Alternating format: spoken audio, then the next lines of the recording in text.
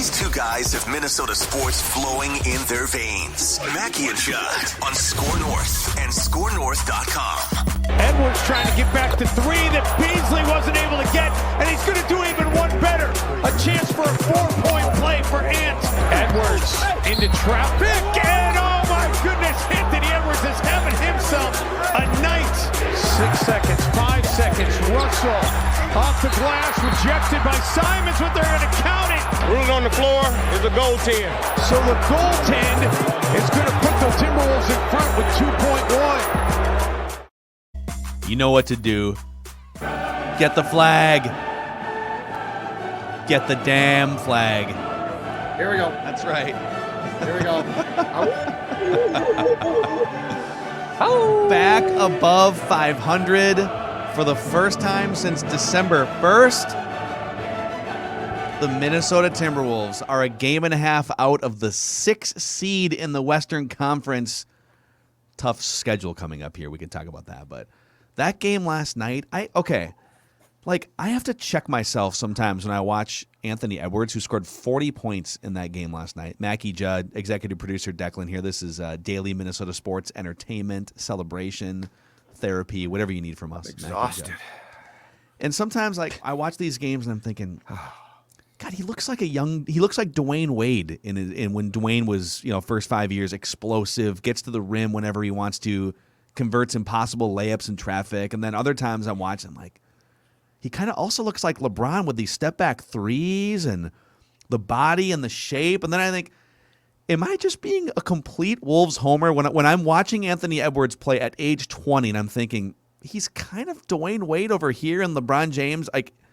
Do I need Wolves therapy, or do you guys see some of the same characteristics? I think it's okay, Phil, to be excited and to be enthralled. Yes, get the flag again.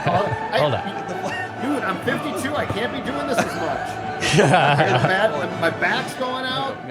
I'm winded. Dislocate your shoulder. We got the Wolves pennant there from our friend Jeff. So I'd say this. I would say that I don't know that you even need to draw a direct comparison, which is fine. But here's what I love. And I think it's why, and I know this is going to sound shocking coming from me. I think this is why I'm so excited right now about sports in this town. It's one thing to have star players and they're really good. Like Cat. Cat is a really good star type player. But what we have in Ant, without a question, and Kaprizov, without a question, and Jefferson is 3 superstar dynamic players. And Kirk. Why'd you have to do that? Why did you have to do that? Why do you want the Crusaders upset? Joe Ryan and Bailey Ober are knocking on the door, okay? You just got to give them a little bit of time. I like Joe Ryan. I like Joe Ryan too. But I'm just saying, when's the last time in this town that we've had what I consider to be 3 must-see? I'll turn on games to watch them. Do you still have any? Because I do. I'll admit, I have sort of a creeping fear that it's all more of a mirage than maybe we think. You're gonna wake up. That's, and I'm not talking about injury. I mean, hopefully, injuries happen. Hopefully, it doesn't happen. But right. we thought that about Cat, right? Oh, he's this transcendent player. And we've thought that about different other players too, or Stephon Diggs, and then he gets traded to Buffalo. But this feels more real, doesn't it? It feels to me like Anthony Edwards is going to be the cornerstone player for this team. Yeah. And it feels to me like he's the guy that's going to pull this franchise into another winning era. Yep. When I say another, I'm referring to the 8 years of playoffs with Kevin Garnett. And winning is sort of an air quotes. They 5. Won, yeah. They won some games in the regular season, but they only actually won 2 playoff series in those 8 years. So the bar is very low, but this feels more real than some of the other young players that have come around. So I'm going to take what you just said and cross over into the territory that I feel like younger stat heads hate, but I don't care about that. And it's this. I feel different about Ant, not just because of Ant's game, but because of Ant's post-game comments and how he's wired. I remember in particular in the first year of Cat, and I think we did a segment or 2 or 15 about this. He had the I don't know exactly what I'm doing here. So every time we lose, I'm just going to fall on the proverbial sword. It was always his fault. I didn't do enough. And like the first time I was like, oh, that's impressive. And by the 20th time, I'm like, just stop with that crap. Cat was trying to play a part of this is going to be or is my team. Ant is Ant. He might be goofy. He's certainly funny, but he's never playing a role. He is himself. And I can't tell you. And again, I know it's unquantifiable. There's no statistic for it. But the importance, in my opinion, of a superstar being who he is incredibly important. And that's why when Jefferson at the end of the year was the one guy, he didn't go up to the podium and say, this is all my fault. We're losing because of me. He's like, our team was flat.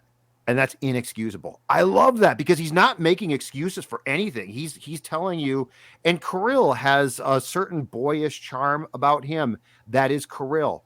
I think it's so important that nobody is playing among those three a role. Everybody is being who they are. And Ant got up last night and talked about how he became Black Jesus or something.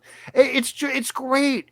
It's just Ant. I love that. I know this gets cliche because like it factor and swag and all the ways that we sort of fish for to describe that thing that's hard to quantify. It's a personality trait. It's a gravitational pull, right? The way that I described it early in the season at Target Center when he went off, he had a couple games where there was a game where he went off for like 6 threes or something, and he felt like the conductor inside of an arena of 16,000 people, right? Correct.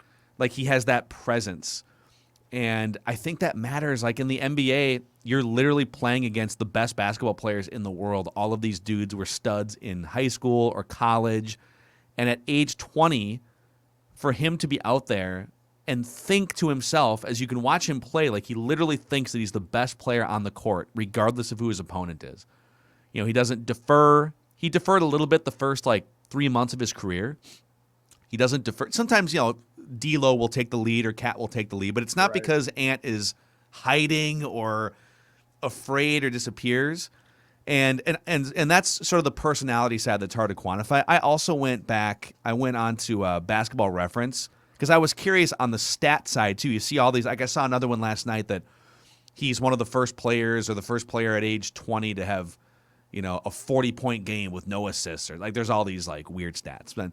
So I wanted to compare Ant's age 20 season to some of the best young players of the last 20 years, wing players. So let's just guys who are shooting guards or small forward, guys who handle the ball on the wing or in sort of a hybrid role. So I plugged in Kobe, age 20, LeBron, age 20, Kevin Durant, age 20, and Luka, age 20, because he came out when he was 19 years old.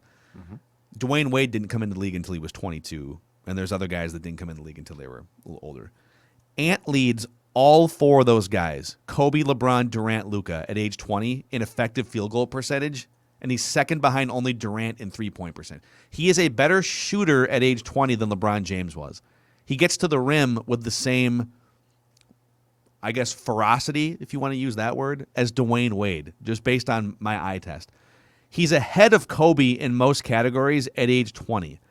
And so this sounds crazy again because it's the Timberwolves and, and Damian Lillard wasn't playing last night, but I think he's comparable at age 20, physically, emotionally, the way he can take over a game, the way that he's shooting this year. I think he's comparable to some of the best 20-year-old players that we have seen in my life. And it's weird to say that out loud because it's the Timberwolves. Yeah. I mean, am I crazy? I think eye test wise, I'll disagree with you in your eye test. I think eye test wise, what LeBron was doing, and maybe that was just the time of the NBA at age 20, was something no one has ever seen before. That's not to suggest what Anthony Edwards is doing is not also remarkable because he's putting up these numbers. And I think also just our fascination and our availability to look at these statistics kind of changes our perception a little bit of what we saw from guys like Kobe Bryant and LeBron James when they entered the league. But I do think there is definitely some comparable characteristics that Ant has that Kobe had. And I do think we can blend some of those together. But I do think maybe just a little bit you're getting too far ahead of your skis in terms of the eye perception. Because like when LeBron entered the league, it was insane what he was doing at 20. Well, but he was also hyped up more. Like Yeah. he was hyped up because his games, he was the first high school player to have games televised on ESPN. And by the time, Ant wasn't nearly as hyped up in Sure. high school as LeBron was for a bunch of different reasons. But the other thing I would point to as well, so you have the hype train that LeBron James was riding, rightfully so, and he's lived up to all of it. But then he also joined a roster that was just absolute garbage. Right. And so Ant joined a roster that already had KarlAnthony Towns Right. and D'Angelo Russell and some peripheral pieces. And so, he kind of came in as the third guy and had to work his way into number one in certain areas. And even now he's not like the definitive number one in the pecking order every night, even though he will be at some point. The second best player on the 2004 Cavs when LeBron came in was Zydrunas Ilgauskas. Yeah. I Their covered a game here. It was- their yeah, third they're leading awful. scorer was Drew Gooden, and their fourth leading scorer was Jeff McInnes, who no one's ever heard of. So, LeBron James had free reign for 40 minutes a night to just go and do whatever. Go shoot all the shots. Go grab all the rebounds. You can get assists. You can do whatever you want. And again, would I take 20-year-old LeBron over 20-year-old Ant? Yes. I probably would. I'm just saying, I think he's in the discussion with his physical tools, with the way that he has taken the league by the throat. And I think a lot of people have disregarded him because he's a Timberwolf. Straight up. I think a Didn't lot think of about it people that wrote him way. out because his last name That's a good isn't point. Ball. I think people just figure that, he's just tucked away on the Timberwolves. He doesn't matter. But Fans he's proven perha- that to be false. Fans, perhaps. I don't think the league has, and I think you could say beyond a shadow of a doubt that the Timberwolves have their most dynamic player since KG. I think that's the truth. Cat's incredibly important, and Cat's good, but he's not necessarily dynamic. Yeah, KG. Rootsoffight.com. That's very nice. That's very nice. I like it, yeah. Yeah. Cool. So I don't know if I can compare him yet to guys that became superstars, and certainly he's off to a great start. But there is, because I do think it's a cliche, but I think it's very important. If you can attach the it factor to guys, it means something. And I know that it's frustrating because you can't Google a statistic and say the it factor's there. But Ant, Kaprizov, Jefferson all have a special factor that people gravitate towards. I would say this. I don't sense, it's not that they don't like him. I don't sense people gravitate towards Cat. I don't think he brings people in to say, oh my God. There is something when Ant walks into a room, and this is true. I don't care the age here. This is true when he walks into a press conference room, a locker room. There is something about how he holds himself and how he goes about his business that causes young and old to say, I want to be part of that. That's a hard thing to have, and most people don't. Imagine what he's going to be like when he's 25. Yeah, that's what I'm saying. Yes. He's multiple He's years dynamic. away from his prime. He's not even close to his prime right now. Yes. And he's putting up 40. He's getting to the rim whenever he wants to. He's actually become a good 3-point shooter. Yeah. Now, there's still deficiencies. I think he gets a little squirrely with some of his heat check threes, and he definitely needs to get to the line more often and then make more free throws. And he's still a work in progress on defense, but he's freaking 20. You should be excited. As a long-suffering Wolves fan, you should be optimistic. You should get the flag. That's There right. it is. Fly the flag. Thing of beauty. It's a thing of beauty. They're above 500. The toughest back-to-back of the entire schedule is happening tomorrow night and Friday night, by the way, as we record this podcast on a Wednesday. At Golden State on TNT, national TV game, guessing that Steph and Clay are going to be both healthy and playing in that game. And then if that's not enough, the next night, go to Phoenix and play maybe the best team in the NBA so far this year, Thursday and Friday night. So if you can come away with one win, even if you lose both, I don't know. They only need 11 wins to hit the over. I said Can you do should it. be excited. We can do it. Get excited. Get the flag. Yeah, be excited. Flag's out. Show us your flags. All right. We got Write That Down predictions on today's Mackie and Judd. If you want an emergency episode breakdown of the Vikings' new GM hire, check out Purple Daily. Kwesi Adolfo Mensah is the new Vikings GM. And if you just want to see Judd hold a Timberwolves flag over his face, you can just pause this episode on YouTube and there it is. There's your meme. Just stare at it.